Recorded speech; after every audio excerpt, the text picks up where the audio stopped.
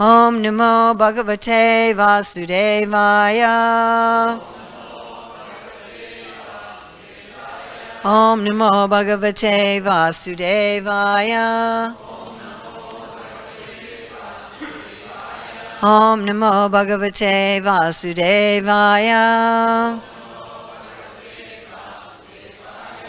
So May 23rd, 2023 in New Dwarka, ISKCON, Los Angeles, reading from Srimad Bhagavatam, Canto 3, Chapter 14, Pregnancy of DT in the Evening, Text 31. Yes? Right? Saviditvata bharyayas tam nirbandham vikarmani natvadistaya rahasi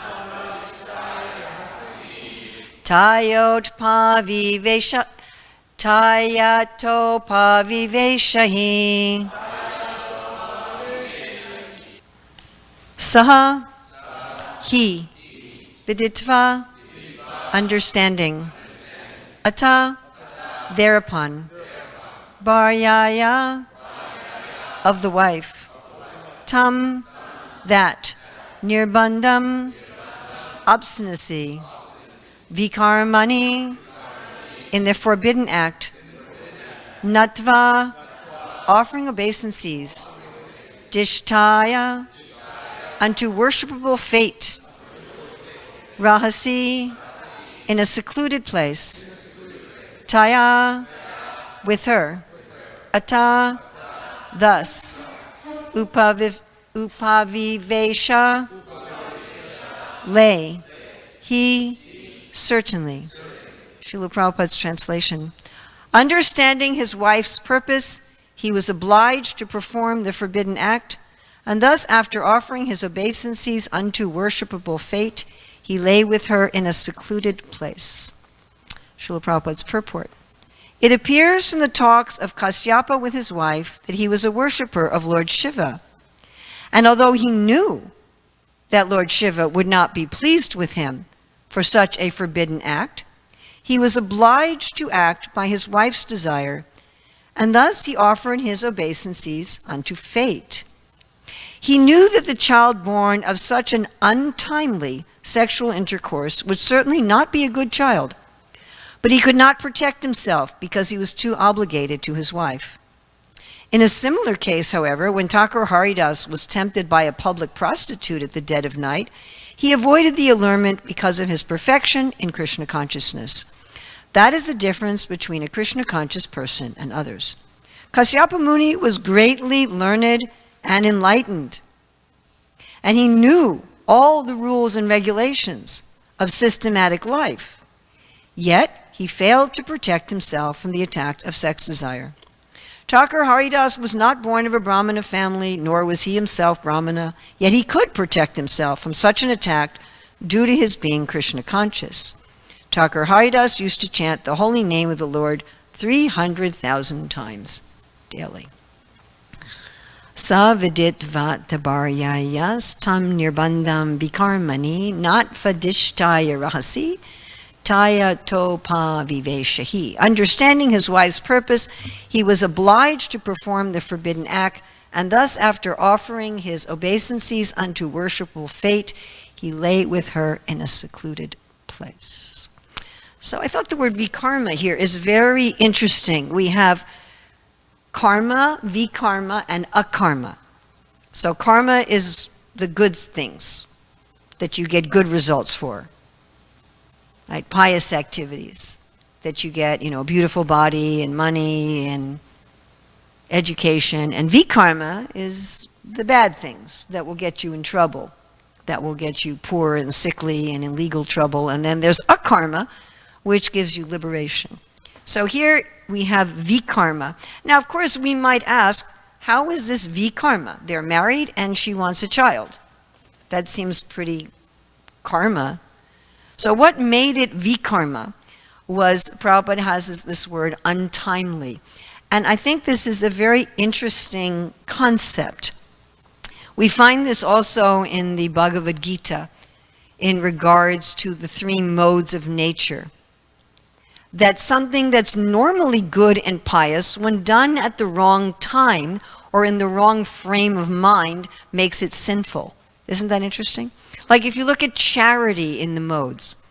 So sattva charity is you give to the right person at the right time and the right place just because giving charity is the right thing to do.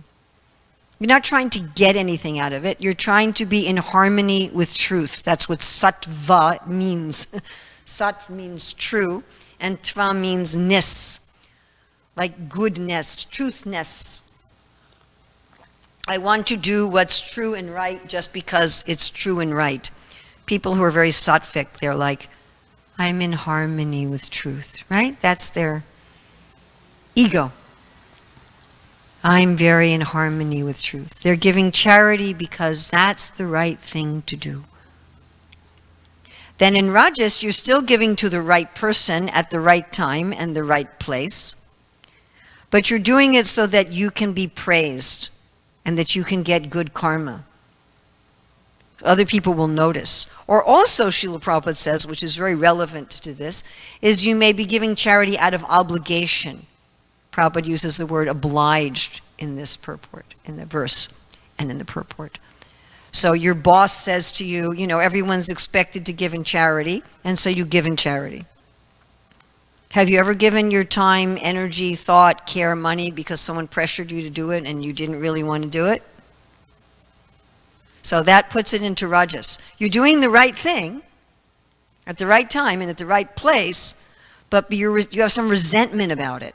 You don't really want to do it. It puts it into Rajas.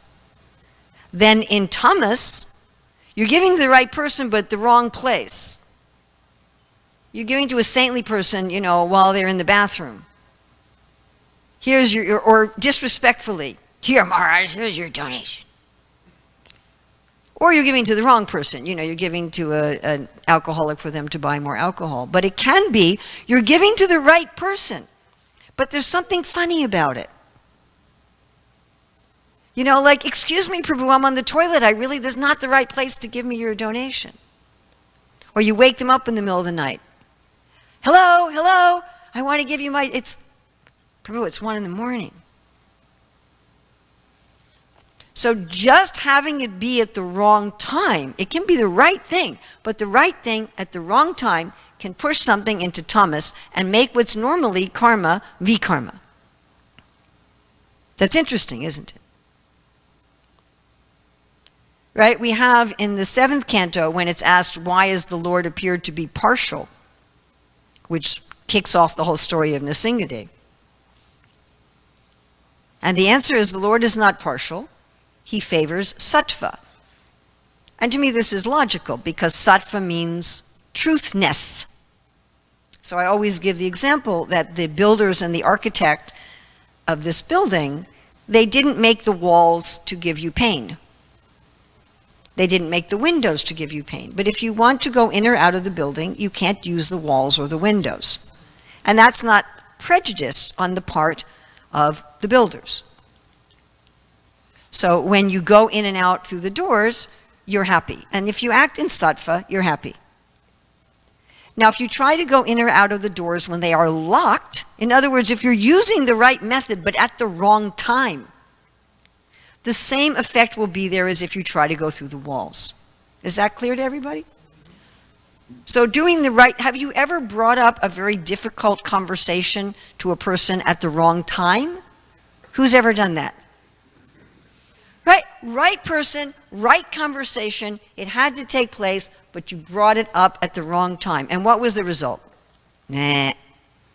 Right? Bir Krishna Swami likes to say that he learned that there was one sannyasi that he couldn't talk to him about anything difficult before prasadam. Yeah, had to have already eaten. Right? Or how do you feel when someone tries to do something with you at the wrong time? You're like, I can't do it right now, sorry.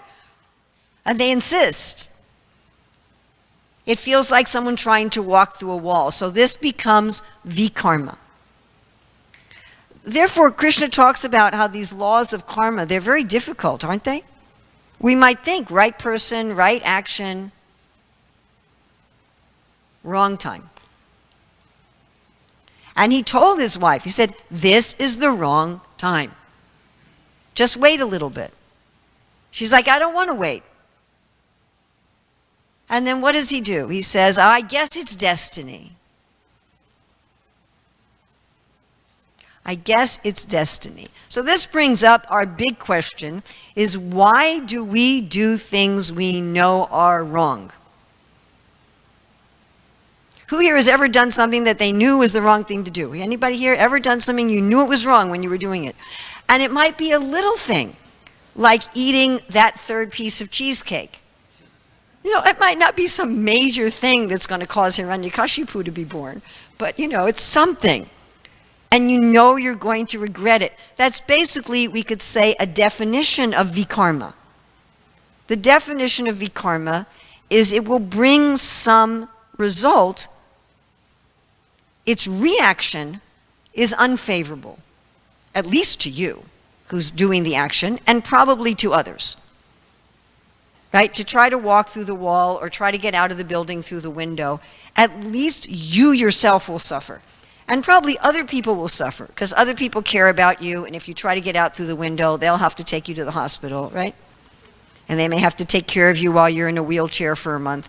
So vikarma is something, we could define vikarma as something that's against truth, and therefore gives us a bad reaction. But we all do it knowingly. And when I first read Srila Prabhupada's translation of the Bhagavad Gita, I was in college, and in that particular printing, this question of Arjuna in the 3rd chapter was at the bottom right of the page. You all know what this question is? Why are we forced to do sinful activities seemingly against our will? It's like we're forced. Does Kashyapa feel forced here? Yeah. Is he forced? Is he forced? No. Does he feel forced? Yes. He thinks, I'm helpless. I don't have a choice. It's my wife. She won't wait an hour. I mean, how ridiculous is that? Okay, Jai, fate. So the effect of vikarma is we hurt ourselves, we hurt others, and if we are engaged in vikarma, getting liberation is generally impossible. Unless you run into like Lord Nityananda on the street when he's doing Harinam. But you know, usually if we're doing vikarma, you know, or Narada Muni walks through the forest while you're half killing the animals, you know, if you get something like that, but usually if we're engaged in vikarma, we can't get out. Even if we're engaged in karma, we can't get out. But at least if we're engaged in karma, we can offer it to Krishna. How are you going to offer vikarma to Krishna? It doesn't work. At least if you're doing karma, you can become a karma yogi. So materially we get hurt, right? Our stomach hurts after the 3rd piece of cheesecake. Or, you know, by saying something at the wrong time, somebody's angry with us and someone's upset and there's some mess to clean up. What to speak of heavy, heavy duty vikarma.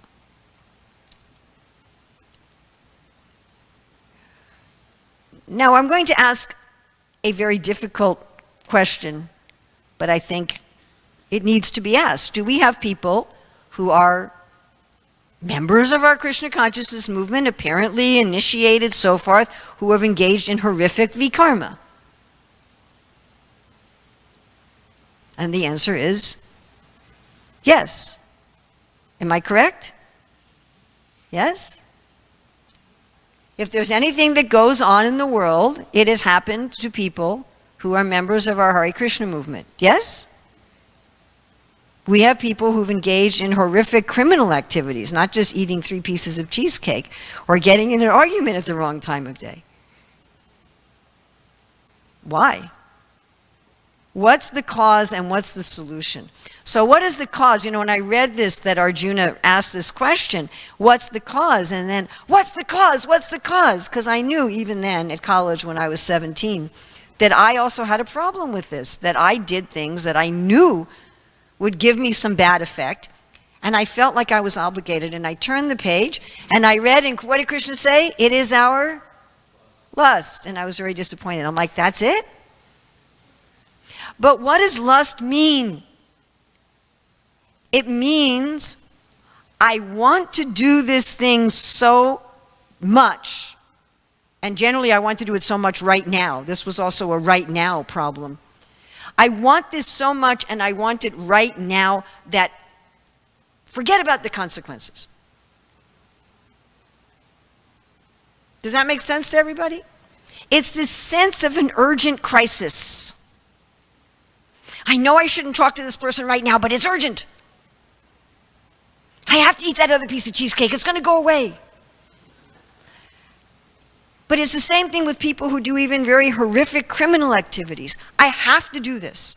I have this desire. I have this need. I have to fulfill it. I have to fulfill it now. I have to fill it in this way with this person. I know it's wrong. I know I'm going to suffer. I know other people are going to suffer. But my desire is so important. And fulfilling my desire is so important right now that I don't care what the consequences are. And so many excuses. Well, I didn't have a choice. I was helpless. This is what Kashyapa is doing. I'm helpless. Is he helpless? No. I'm helpless. Why am I helpless? It's my parents' fault. I was traumatized in childhood. It's the society's fault. I went to the wrong school. It's your fault. I had a bad temple president. My guru fell down. Whatever, it's somebody else's fault. Or I'm helpless because I'm just a terrible person. What can I do? I'm a terrible person. I was just visiting my youngest son. We were taking the kids to baseball games, and they were playing some music, and one of the songs was like, I never get any better. I forget the words exactly. Something like, it doesn't matter what I do. I can never fix myself. I'm still the same person tomorrow. But that's another, well, I'm just fallen. I'm just in Maya Prabhu. I can't do anything. It's just the modes of nature, right? So many excuses. I'm in a bad circumstance. I have a bad habit. All right, so what are the solutions? When Prabhupada went to Chicago and he had that discussion, crime, why, and what to do. What's the solutions? All right, so we have Kashyapa Muni here. So Prabhupada is calling him learned. Is he learned? He's a demigod, By the way, with Diti's sister, Aditi, he's the father of Indra. And later, quite a bit later, he becomes the father of Vamandev. So there's hope. All right, he digs himself out of this hole. And he actually becomes a pure devotee of the Lord later on. But he's learned, Prabhupada says here, he's enlightened. He's very religious. Is he very religious? What does the Prabhupada say here? He knew all the rules and regulations. All right? So he knows everything. He knows what to do and what not to do. It's not a question of ignorance. He has logic. He's intelligent. He's religious. He's dedicated to right action. Does he have good habits? What did his wife interrupt him doing? Meditating. He was chanting his Gayatri mantras. It was the Sandhya. She interrupted him in the middle. And he said, not now. Wait an hour. So he had very good habits. Did he have good association? Definitely. Okay. Was he in a good pious place? Very sattvic place? All right. Do you think he was able to have philosophical detachment in general? You don't think in general? I think he was in general. Yeah. And he was expert in Gyan, the freedom from attachment and aversion. Like Krishna talks about, the rivers going into the ocean, which is ever being filled but remains. He could probably be detached from his own desires and be the observer. Like people talk about today, right, with mindfulness, and it's all over the Bhagavad Gita, all over our Shastra. So he did all that. My dear friends, many times, we who join the Hare Krishna movement think that that's the solution, that these things are the solution. I just have to strictly follow all the rules exactly like this and have good habits and have good association and know the philosophy and be able to detach my mind. And then I'll become free from this problem of vikarma. Does that work absolutely all the time? No. It does generally work. It does generally work. In other words, if you get yourself, what we're talking about is sattva gun. If you get yourself to sattva gun, and you can have the mood of an observer of your thoughts, feelings, and desires, you eat very sattvic food, you live in a sattvic place, you have good habits, you're very pious, you're very religious, you really know philosophy, you know all the rules, then the vast number of times when other people are going to mess up and go into vikarma, you won't. And many times you'll even be a little proud of it, because there's some pride even in sattva. Wow, I did not get pulled into that political argument. I did not eat even a second piece of cheesecake, what to speak of a third. I went to bed on time. I didn't watch that stupid thing on YouTube, whatever it is, and you'll think, wow, But we see that even people like this have problems. Are there many stories in the Bhagavatam about people like this having problems? Oh yeah, why do you think it's there? You ever wondered that? My daughter now with her Gurukul students is in the 9th canto, and she said, there's a lot of really funny stories in the 9th canto. I'm like, yep. There's all these stories about very elevated people who have their oopsies. And some of their oopsies are this is a pretty major oopsie. It wasn't just that they had a bad son and they had to cry about it, they produced like a Hitler kind of guy. For the universe, it was a big error. So what's the solution? Now the solution is very, very interesting. And the ultimate solution is only in bhakti. Now that doesn't mean we're the only people ever in the universe who do bhakti. But the solution is only in bhakti. And this is the funny thing of the solution doesn't occur to impersonalists or people who are just attached to pious life. Because they're thinking, well, the solution is just to get rid of lust. To get rid of that intense desire where you don't care about the consequences.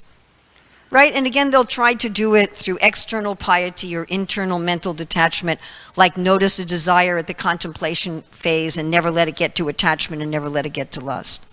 But sometimes it slips by the guard, huh? Right? It's like the guard sleeping for a couple seconds. So what does Rupa Goswami say is the price for bhakti? Greed, which is very related to this idea of lust. I want this and I don't care what the price is. My dear friends, we are meant to have that for Krishna. That same intensity of desire. I want to please Rishikena Sevanam Bhakti Ruchite. I want to please Krishna's senses now. And I don't care what the consequences are. So in a few weeks, I'm going to be going to the celebration in Chicago of the 50th anniversary of installing the deities, which was the day that I joined the Hare Krishna movement. The day and the place. And at least at that moment, I had that mood that I'm going to surrender to Krishna and I don't care what happens. I dropped out of school, which made my mother cry for many years. And I loved my mother. It's not that I wanted to make her cry, but it was more important that I surrender to Krishna. Yes? That is the real side of this lust problem. Does that make sense to everybody? We do vikarma because we have some lust to satisfy I want to satisfy my senses. I want to satisfy my mind. I want to satisfy my false ego. And it's so important and it's so urgent that I don't care what the consequences are of my behavior to do it. Someone says something that I feel insults me, and so I get in a big argument and I offend them. Yes? I need to satisfy my desire and my pride and my thing. And I will do anything, even if it means that I've, walked into a window or a wall and I suffer for hours or days or months afterwards. But the solution is to be willing to do that for Krishna.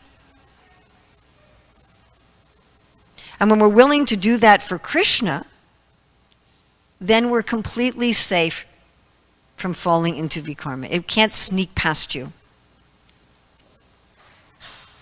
Because you're like, I'm just going to satisfy Krishna. Because one of the consequences that we're willing to accept is that I apparently won't get what I want immediately.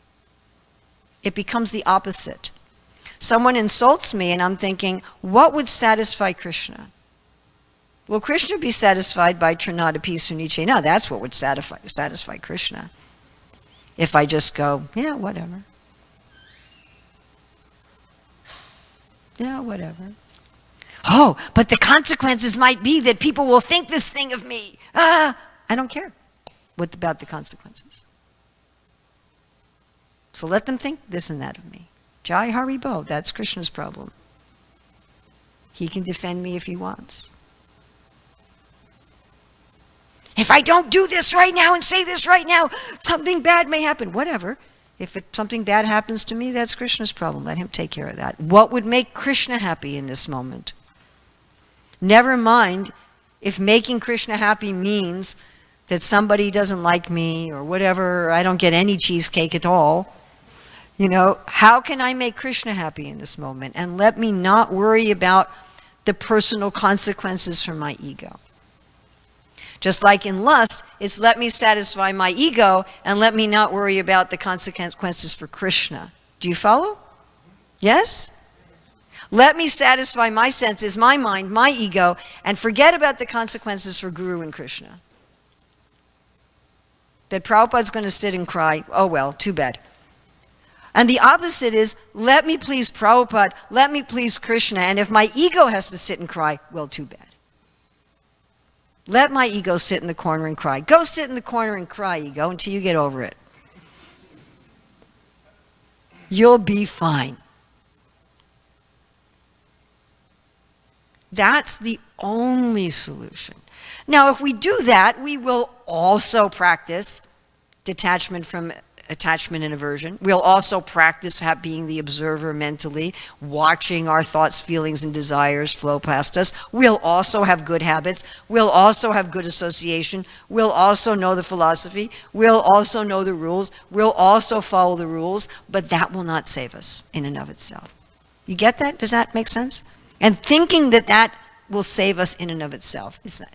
We'll do those things because they'll please Prabhupada and Krishna, not because we're thinking that's what's going to save us. Can you get this subtle difference? Yes? And that's what does it. That's it. Now, will we be perfect about this today? Probably not. Prabhupada emphasizes over and over again that it's a gradual process. Gradually and proportionally. So as I gradually switch, Sarvapati Vinirmuktanta Partain Nirmala Rishikesha Rishikena Sevanam Bhakti Ruchate, as I gradually give up my identification with this world, which is what's pushing this lust. Yes? I think I am this body, I am this mind, I am this ego. That's why I want to satisfy it at any cost, because I think it's me. So when I gradually give that up and focus more on Jivara Swarupara, Krishnara Nityadasa, and my business is to satisfy Guru and Krishna, then I start noticing that these things affect me less and less and less, and I'm less and less and less under their control. And it becomes less and less and less even of a pushing. It becomes less and less and less even of an inclination.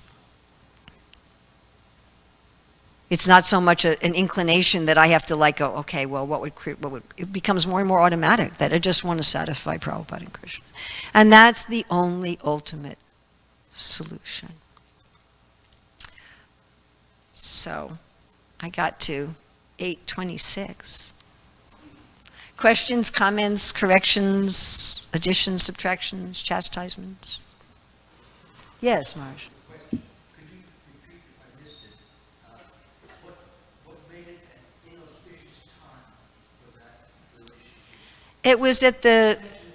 The question was what made it an inauspicious time. It was at a sandhya. It was at a juncture, and at the juncture you're supposed to engage in meditation and prayer. I was thinking of something else. That is that Lord Shiva is passing at that time. Yes. Passing at that time, he's coming with a lot of inauspicious characters, gurus and doctors. Lord Shiva is coming with, but why is Lord Shiva coming? See, what Lord Shiva is kind of in charge of the universal lunatic asylum. So if somebody is really mentally unstable and their subtle body is too mentally unstable to get a gross body, somebody has to take care of them. Like we have our Shanika Rishi, when he was working as a doctor before he retired, he used to take care of the people in the maximum security prison for the criminally insane. Somebody's got to take care of those people. So that's what Lord Shiva does. That's his job. And now he's trying to get them back into a body. Because unless they get a gross body, they can't continue. So he's trying to find a body to put them into. So why do you think he's coming at a juncture? It's an opening. Think of it as like going through an intersection. It's a juncture. Things are open. Things are different. You know, he knows how to take. Lord Shiva knows, of course he knows. He's personification of time himself. The glance of Mahavishnu is time, and it is Lord Shiva. He is time. So he knows exactly what time, and therefore one is supposed to stop one's activities at that time and just meditate. Because it's an opening for these beings. And he said, this is the time for meditation and prayer. This is not the time to have a child. I mean, she only had to wait like an hour.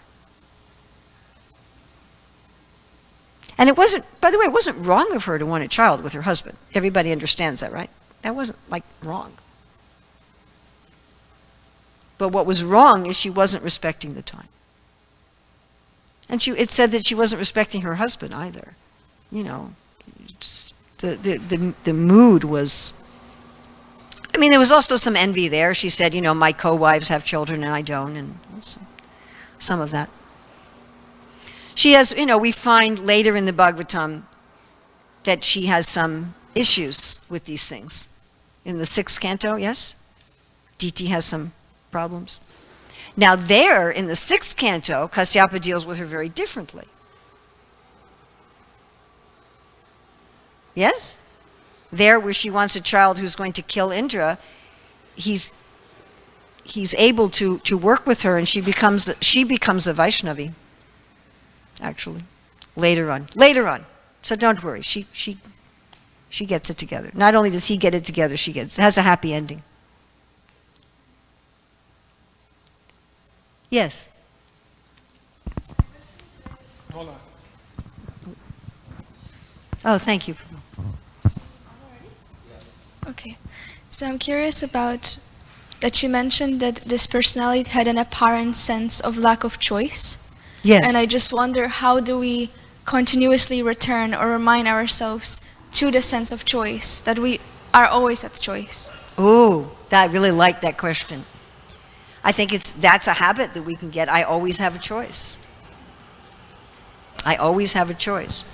We can start noticing words like can't, have to, should. How much do we use words like that? I have to, I should, I can't. I used to tell my Gurukul students, there's only 2 things you have to do. You have to exist and you have to serve. You can't stop existing and you can't stop serving. And everything else is a choice. It's always a choice. Now, once it goes from the contemplation to attachment to lust stage, we no longer feel that we have a choice.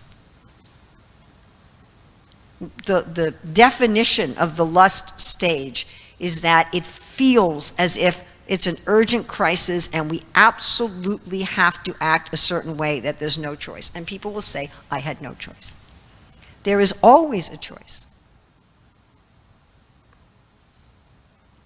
Now, there may not be very many good choices. This was Arjuna's problem at the beginning of the Bhagavad Gita. He said, I don't have any good choices.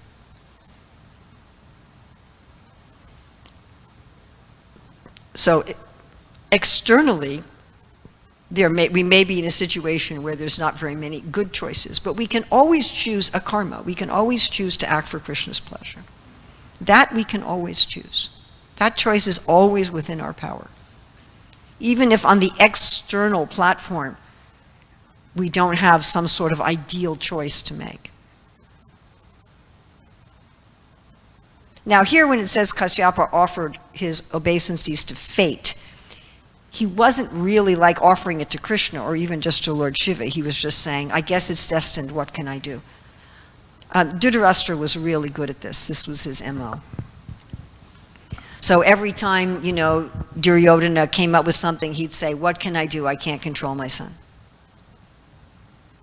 It's fate. Oh well. If there's going to be a war, there's going to be a war. If the Pandavas are going to die, the Pandavas are going to die. It's not my problem. I can't do anything about it. Oh well. It's fate. So that was Dhritarashtra's go-to, was this, oh well. It's fate. Is that clear? I mean, I think this is at first it's a philosophical concept, but then it's also practice. And it is particularly practice at the contemplation stage, noticing.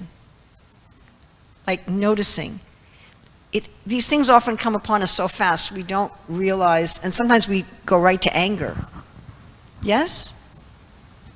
Like it says in the Bhagavatam, it feels like it falls out of the sky, like it feels like anger, like you're fine, and then something happens and poof, you're ready to destroy the universe. It's like, how did I get angry? But it's always these steps. So a lot of it is practice. To notice contemplation before it gets to attachment. Attachment is harder to deal with. Lust is very difficult to deal with. Anger is even more difficult to deal with. Even if it's gotten to that stage, you can kind of unwind it. Prabhupada talks about in the 4th canto how you reverse the process of creation. You can kind of unwind it.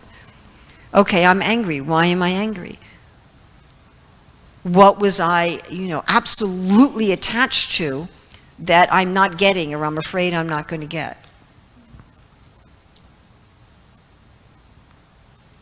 What was it that I felt that I absolutely have to have, or the world's going to collapse in 2 minutes? And then going back to the original thing, is that reasonable? Is that true? Is that absolutely true? You might say, well, yeah, it's true. Is it absolutely true? And 99% of the time it isn't. If I don't get that plate of prasadam, I'm going to die. Is that true? No. If I let that person think I did something I didn't do, will my whole life be ruined? Probably not. Sometimes it helps when you're older because you've been through all these things and you see that you've survived. It's like, yep, been through that, still living, still going on, okay. That helps.